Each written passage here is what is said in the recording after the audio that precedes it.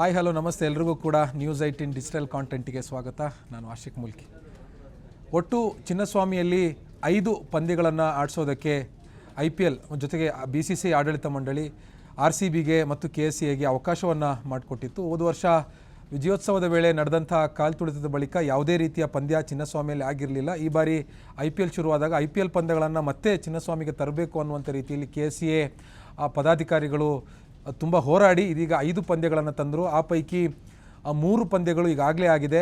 ನಾಳೆ ಅಂದರೆ ಏಪ್ರಿಲ್ 18ನೇ ತಾರೀಕು ಒಂದು ಪಂದ್ಯ ಇರುತ್ತೆ, 4ನೇ ಪಂದ್ಯ. ಅದಾದಮೇಲೆ ಏಪ್ರಿಲ್ 24ನೇ ತಾರೀಕು 5ನೇ ಪಂದ್ಯ ಕೂಡ ನಡೆಯುತ್ತೆ. ಸೊ ಬೆಂಗಳೂರಿನಲ್ಲಿ IPL ಪಂದ್ಯ ನಡೆದಂಥ ಸಂದರ್ಭದಲ್ಲಿ ಯಾವ ರೀತಿಯಾಗಿರುವಂಥ ಹಬ್ಬದ ವಾತಾವರಣ ಇರುತ್ತೆ ಅನ್ನೋದನ್ನು ನಾವು ನೋಡಿದ್ವಿ. ಈಗ ಕಳೆದ 3 ಪಂದ್ಯಗಳಿಗೂ ಕೂಡ ಈ ಬಾರಿ RCB ಅಭಿಮಾನಿಗಳಿಗೆ ಬೇಸರದ ಸಂಗತಿ ಮತ್ತು ನೋವಿನ ಸಂಗತಿ ಏನು ಅಂತಂದರೆ, ಕೌಂಟರ್ಗಳಲ್ಲಿ ಟಿಕೆಟ್ ಕೊಡ್ತಾ ಇಲ್ಲ, ಬದಲಿಗೆ ಆನ್ಲೈನ್ನಲ್ಲಿ ಟಿಕೆಟ್ ಹಂಚಿಕೆ ಮಾಡ್ತಾ ಇರುವಂಥದ್ದು. ಇದು ದೂರದ ಊರುಗಳಿಂದ ಬರುವಂಥ RCB ಫ್ಯಾನ್ಸ್ಗಳಿಗೆ, ಕ್ರಿಕೆಟ್ ಅಭಿಮಾನಿಗಳಿಗೆ ಸಿಕ್ಕಾಪಟ್ಟೆ ನಿರಾಸೆಯನ್ನು ತಂದೊಡ್ಡಿದೆ. ಈಗಾಗಲೇ 10ಕ್ಕೂ ಅಧಿಕ FIRಗಳು ಕಾಳಸಂತೆಯಲ್ಲಿ ದಂಧೆಕೋರರು ಬ್ಲ್ಯಾಕ್ ಟಿಕೆಟನ್ನು ಮಾರ್ತಾ ಇದ್ದಾರೆ ಅನ್ನುವಂಥ ನಿಟ್ಟಿನಲ್ಲಿ ಪೊಲೀಸರು ಕೂಡ ತನಿಖೆಯನ್ನು ಮಾಡ್ತಾ ಇದ್ದಾರೆ. 10 FIRಗಳನ್ನು ದಾಖಲು ಮಾಡಲಾಗಿದೆ. ಇವತ್ತು ಕೂಡ ಓರ್ವ ಚಿನ್ನಸ್ವಾಮಿ ಕ್ರೀಡಾಂಗಣದ ಕ್ಯಾಂಟೀನ್ ಸಿಬ್ಬಂದಿಯನ್ನು 100 ಟಿಕೆಟ್ಗಳನ್ನು ತನ್ನ ಬಳಿ ಇಟ್ಕೊಂಡಿರುವಂಥ ಕಾರಣಕ್ಕಾಗಿ ಕಸ್ಟಡಿಗೆ ತಗೊಂಡು ದೂರನ್ನು ದಾಖಲಿಸಿ ತನಿಖೆಯನ್ನು ಕೂಡ ಮಾಡ್ತಾ ಇರುವಂಥದ್ದು. ನಾವು ಮ್ಯಾಚ್ ನಡೆಯುವಂಥ ಸಂದರ್ಭದಲ್ಲಿ ಅದಕ್ಕೂ 4-5 ತಾಸುಗಳು ಮುಂಚೆ, ಈಗ ನಾಳೆ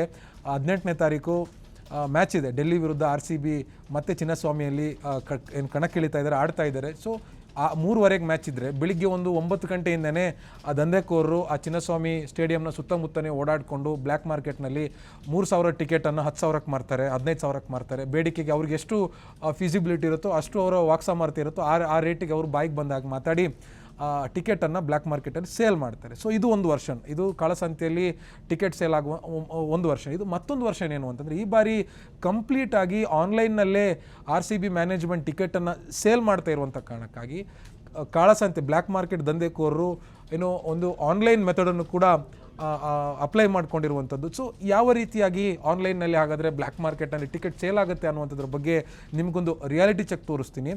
RCB ಒಫಿಷಿಯಲ್ ವೆಬ್ಸೈಟ್ನಲ್ಲಿ ಸೋಲ್ಡ್ ಔಟ್ ಆಗಿರುವಂಥ ಟಿಕೆಟು ಥರ್ಡ್ ಪಾರ್ಟಿ ಆ್ಯಪಲ್ಲಿ ಯಾವ ರೀತಿಯಾಗಿ ಎಷ್ಟು ರೇಟಿಗೆ ಸೇಲ್ ಆಗ್ತಾ ಇದೆ, ಹೆಂಗೆ ನಡೀತಾ ಇದೆ ಅನ್ನುವಂಥದ್ರ ಬಗ್ಗೆ ಖುದ್ದು ನಾನು ನಿಮಗೆ ಆನ್ಲೈನ್ನಲ್ಲೇ ಸರ್ಚ್ ಮಾಡಿ ಅದರ ರಿಯಾಲಿಟಿ ಹೆಂಗಿದೆ ಅಂತ ನಿಮಗೆ ತೋರಿಸ್ತಾ ಹೋಗ್ತೀನಿ. ನಾವು ಮೊದಲಿಗೆ ಗೂಗಲ್ಗೆ ಹೋದಂಥ ಸಂದರ್ಭದಲ್ಲಿ ನಮಗೆ ಒಂದು ಇಂಟರ್ಫೇಸ್ ಓಪನ್ ಆಗುತ್ತೆ. ಅಲ್ಲಿ ನೀವು RCB ಅಂತ ಟೈಪ್ ಮಾಡಿದ್ರೆ RCB ಒಫಿಷಿಯಲ್ ವೆಬ್ಸೈಟ್ ಕಾಣುತ್ತೆ.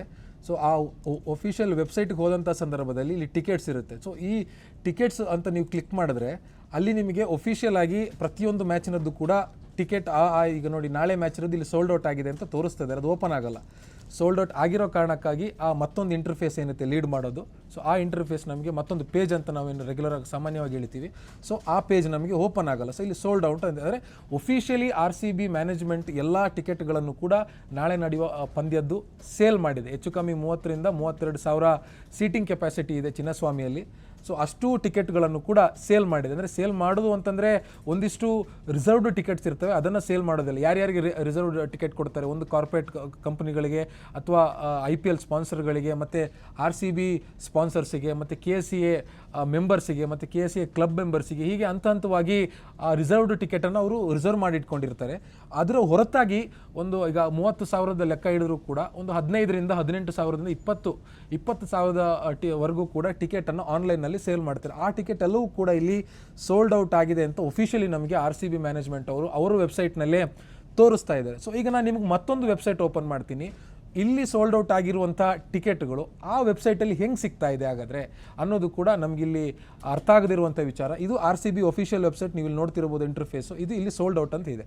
ಸೊ ಈಗ ನಾನು ಮತ್ತೊಂದು ವೆಬ್ಸೈಟನ್ನು ಓಪನ್ ಮಾಡ್ತೀನಿ.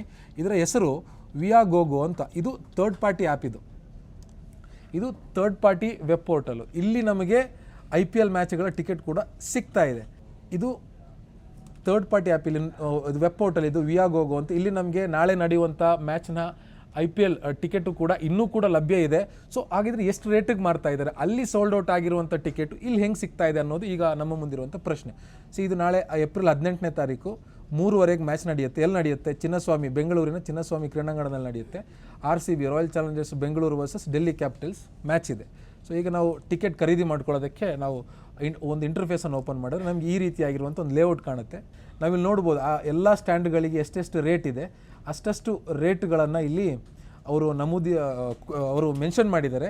ಮತ್ತು ಯಾವ್ಯಾವ ಸ್ಟ್ಯಾಂಡ್ಗಳಲ್ಲಿ ಟಿಕೆಟ್ ಸೋಲ್ಡ್ ಔಟ್ ಆಗಿದೆ ಅದೆಲ್ಲವೂ ಕೂಡ ಇಲ್ಲಿ ಸೋಲ್ಡ್ ಔಟ್ ಅಂತಲೇ ತೋರಿಸ್ತಾ ಇದೆ. ಆದರೆ ಕೆಲವು ಇನ್ನೂ ಕೂಡ ಬಹುಪಾಲು ಸಿಂಹಪಾಲು ಸ್ಟ್ಯಾಂಡ್ಗಳಲ್ಲಿ ಟಿಕೆಟ್ ಅವೈಲೇಬಿಲಿಟಿ ಇದೆ, ಅದನ್ನು ನಮಗೆ ಇಲ್ಲಿ ಅವರು ತೋರಿಸ್ತಾ ಇದ್ದಾರೆ. ನೋಡಿ, ಇಲ್ಲೊಂದು ಸಣ್ಣ ಸಬ್ ಇಂಟರ್ಫೇಸ್ ಕೊಟ್ಟಿದ್ದಾರೆ. ಆ ಇಂಟರ್ಫೇಸ್ನಲ್ಲಿ 14,175 ರೂಪಾಯಿಯಿಂದ ಹಿಡಿದು 4,33,262 ರೂಪಾಯಿವರೆಗೆ ಟಿಕೆಟನ್ನು ಈ ಒಂದು ವೆಬ್ಸೈಟ್ನಲ್ಲಿ ಸೇಲ್ ಮಾಡ್ತಾ ಇರುವಂಥದ್ದು. ಈಗ ಈ ವೆಬ್ಸೈಟ್ ಬಗ್ಗೆ ಗೊತ್ತಿರೋರು ಈ ವೆಬ್ಸೈಟಿಗೆ ಲಾಗಿನ್ ಆಗ್ತಾ ಇದ್ದಾರೆ, ಲಾಗಿನ್ ಆಗಿ ಟಿಕೆಟ್ಗಳನ್ನು ಖರೀದಿ ಮಾಡ್ತಾ ಇದ್ದಾರೆ. ಸೊ ಇಲ್ಲಿ ಮತ್ತೊಂದು ವಿಚಾರ ಏನು ಅಂತಂದರೆ, ಇಲ್ಲಿ ಅತ್ಯಂತ ಚಿನ್ನಸ್ವಾಮಿ ಕ್ರೀಡಾಂಗಣದಲ್ಲಿ ಯಾವುದೇ ಪಂದ್ಯ ನಡೆದರೂ ಅತ್ಯಂತ ಕಡಿಮೆ ಬೆಲೆಯ ಟಿಕೆಟ್ ಈ ಹಿಂದೆ 700 ರೂಪಾಯಿ ಇದ್ದಿದ್ದು ಈಗ 1,800 ರೂಪಾಯಿ 2,000 ರೂಪಾಯಿ ಮಾಡ್ಕೊಂಡಿದ್ದಾರೆ.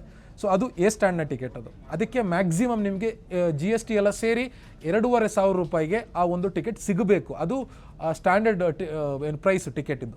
ಸೊ ಆದರೆ ಇಲ್ಲಿ ಈ ವೆಬ್ಸೈಟ್ನಲ್ಲಿ ಆ ಎ ಸ್ಟ್ಯಾಂಡ್ ಅತ್ಯಂತ ಕಡಿಮೆ ಬೆಲೆಯ ಟಿಕೆಟನ್ನು 20,000 ರೂಪಾಯಿಗೆ ಮಾರಾಟ ಮಾಡ್ತಿದ್ದಾರೆ. ಎ ಸ್ಟ್ಯಾಂಡ್ನ ಟಿಕೆಟು ಅತ್ಯಂತ ಕಡಿಮೆ ಬೆಲೆಯ ಟಿಕೆಟು. ಆ ಟಿಕೆಟನ್ನು 2,09,000 ರೂಪಾಯಿಗೆ ವಿತ್ GST ಅವರು ಸೇಲ್ ಮಾಡ್ತಾ ಇರುವಂಥದ್ದು. ಅತ್ಯಂತ ದುಬಾರಿ ಟಿಕೆಟು ಪ್ಲಾಟಿನಮ್ ಲಾಂಚ್ ಅಂತ ನಾವಿಲ್ಲೇನು ನೋಡ್ತಾ ಇದ್ದೀವಿ.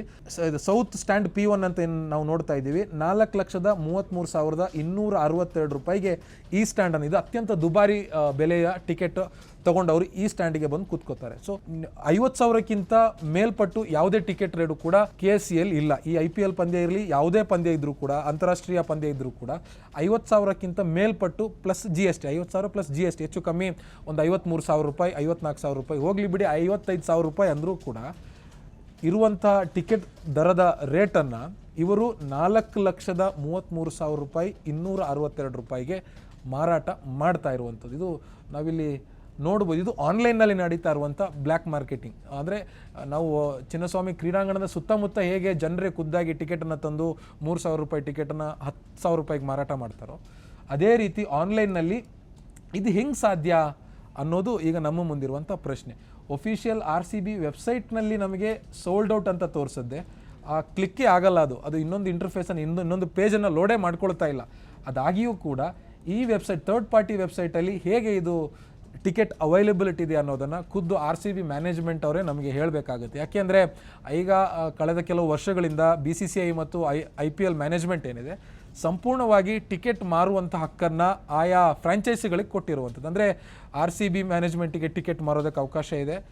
ಮತ್ತು ಈಗ ಚೆನ್ನೈ ಸೂಪರ್ ಕಿಂಗ್ಸ್ ಆದರೆ ಅದರ ಮ್ಯಾನೇಜ್ಮೆಂಟಿಗೆ, CSK ಮ್ಯಾನೇಜ್ಮೆಂಟಿಗೆ ಹಕ್ಕನ್ನು ಕೊಟ್ಟಿರುವಂಥದ್ದು. ಹೀಗೆ ಪ್ರತಿಯೊಂದು ಫ್ರಾಂಚೈಸಿಗಳಿಗೂ ಕೂಡ ಅವರೇ ಟಿಕೆಟ್ ಮಾರುವಂಥ ಒಂದು ವ್ಯವಸ್ಥೆಯನ್ನು, ಅವ್ರಿಗೊಂದು ಅವಕಾಶವನ್ನು ಮಾಡಿಕೊಟ್ಟಿರುವಂಥದ್ದು. ಸೊ ಯಾವಾಗ ಆಯಾ ಫ್ರಾಂಚೈಸಿಗಳಿಗೆ IPL ಮತ್ತು BCCI ಟಿಕೆಟ್ ಮಾರಾಟ ಮಾಡ್ಕೊಳ್ಳೋದಕ್ಕೆ ಅವಕಾಶ ಕೊಡ್ತೋ ಅವಾಗಿನಿಂದ ಈ ಸಮಸ್ಯೆಗಳು ಕಾಣಿಸ್ಕೊಂಡಿರುವಂಥದ್ದು. ಹಿಂದೆ ಟಿಕೆಟ್ ಜೀನಿ ಅಂತ ಒಂದು ಆನ್ಲೈನ್ ಟಿಕೆಟ್ ಸೇಲಿಂಗ್ ಪೋರ್ಟಲಲ್ಲೂ ಕೂಡ ಇದೇ ರೀತಿಯಾಗಿರುವಂಥ ಸಮಸ್ಯೆ ಆಯಿತು.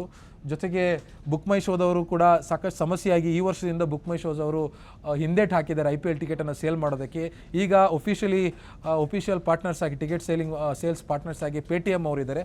Paytmನಲ್ಲೂ ಕೂಡ ಔಟ್ ಆಫ್ ಸ್ಟಾಕ್ ಇದೆ, ಟಿಕೆಟು ಸೋಲ್ಡ್ ಔಟ್ ಆಗಿದೆ, ಅಲ್ಲೂ ಕೂಡ ಟಿಕೆಟ್ ಸಿಗ್ತಾ ಇಲ್ಲ. ಸೊ ಅದೇನೇ ಇದ್ರೂ ಕೂಡ ಬುಕ್ ಮೈ ಶೋ ಇರಲಿ, Paytm ಇರಲಿ, ಅಥವಾ ಇತರ ಯಾವುದೇ ಆಥರೈಸ್ಡ್ ಟಿಕೆಟ್ ಸೇಲಿಂಗ್ ಪ್ಲ್ಯಾಟ್ಫಾರ್ಮ್ಗಳಿರಲಿ, ಅದರಲ್ಲಿ ಟಿಕೆಟ್ ಸಿಕ್ಕರೆ ಬೇರೆ ಅರ್ಥ. ಆದರೆ RCBಯ ಒಫಿಷಿಯಲ್ ವೆಬ್ಸೈಟ್ನಲ್ಲೇ ಅವರ ವೆಬ್ಸೈಟ್ನಲ್ಲೇ ಸೋಲ್ಡ್ ಔಟ್ ಆಗಿರುವಂಥ ಟಿಕೆಟ್ಗಳು ಈ ವಿಯಾಗೋಗೋ ಅನ್ನುವಂಥ ಒಂದು ಪ್ಲ್ಯಾಟ್ಫಾರ್ಮಲ್ಲಿ ಹೇಗೆ ಸಿಗ್ತಾ ಇದೆ ಅನ್ನುವಂಥ ಒಂದು ಪ್ರಶ್ನೆ ನಮ್ಮನ್ನು ಕಾಡ್ತಾ ಇರುವಂಥದ್ದು. ಕಾಳಸಂತೆಯಲ್ಲಿ ಕೇವಲ ಅಲ್ಲಿ ಫಿಸಿಕಲ್ ಆಗಿ ಯಾರೋ ಬಂದು 3,000 ಟಿಕೆಟ್ 10,000 ಕೊಟ್ಟರೆ ಮಾತ್ರನ ಕಾಳಸಂತೆಯಲ್ಲಿ ಮಾರಾಟ ಆಗ್ತಿರೋದು, ಅಥವಾ ಆನ್ಲೈನ್ನಲ್ಲೂ ಕೂಡ ಈ ರೀತಿಯಾಗಿ ಒಫಿಷಿಯಲ್ ಆಗಿ ಬಣ್ಣದ ಕಲರ್ಗಳನ್ನು ಹಾಕ್ಕೊಂಡು ಬಣ್ಣದ ರೇಟ್ಗಳನ್ನು ಇಟ್ಕೊಂಡು ಅತ್ಯಂತ ದುಬಾರಿ ಬೆಲೆಗೆ 4 ಲಕ್ಷ 5 ಲಕ್ಷ ರೂಪಾಯಿಗೆಲ್ಲ ಟಿಕೆಟ್ ಮಾರಾಟ ಮಾಡ್ತಿರೋದು ಯಾವ ರೀತಿಯಲ್ಲಿ ಸರಿ ಅನ್ನುವಂಥ ಒಂದು ಪ್ರಶ್ನೆಯನ್ನು ಇದೀಗ RCB ಅಭಿಮಾನಿಗಳು ಮತ್ತು ಕ್ರಿಕೆಟ್ ಫ್ಯಾನ್ಸ್ ಎಲ್ಲರೂ ಕೂಡ ಕೇಳ್ತಾ ಇರುವಂಥದ್ದು. ಮತ್ತು ಸಮಯ ಕಳೆದಾಗಿ ಇದರ ರೇಟು ಕೂಡ ಜಾಸ್ತಿ ಆಗುತ್ತೆ. ಬೆಳಿಗ್ಗೆ ನಾನು ಈ ಎ ಸ್ಟ್ಯಾಂಡ್ನ ಟಿಕೆಟ್ ನೋಡಿರುವಂಥದ್ದು 6,000 ರೂಪಾಯಿ 6,500 ರೂಪಾಯಿ ಚಿಲ್ಲರೆ ಬೆಳಿಗ್ಗೆ ಇತ್ತು. ಈಗ ಹೆಚ್ಚು ಕಮ್ಮಿ 5-6 ಗಂಟೆ ಆಗ್ತಾ ಬಂತು. ಈಗ ಇದು 20,000ಕ್ಕೆ ಬಂದು ತಲುಪಿರುವಂಥದ್ದು. ನಾಳೆ ಮಧ್ಯಾಹ್ನ 3:00ವರೆಗೆ ಮ್ಯಾಚ್ ಇರುವಂಥದ್ದು. ಸೊ ನಾಳೆ ಮಧ್ಯಾಹ್ನದವರೆಗೆ ಹೆಚ್ಚು ಕಮ್ಮಿ 2-2:30ವರೆಗೂ ಕೂಡ ಟಿಕೆಟ್ ಸೇಲ್ ಆಗುವಂಥ ಸಾಧ್ಯತೆ ಇರುತ್ತೆ. ಇದು ಕಂಪ್ಲೀಟಾಗಿ ಸೋಲ್ಡ್ ಔಟ್ ಆಗಿಲ್ಲ ಅಂತಂದರೆ.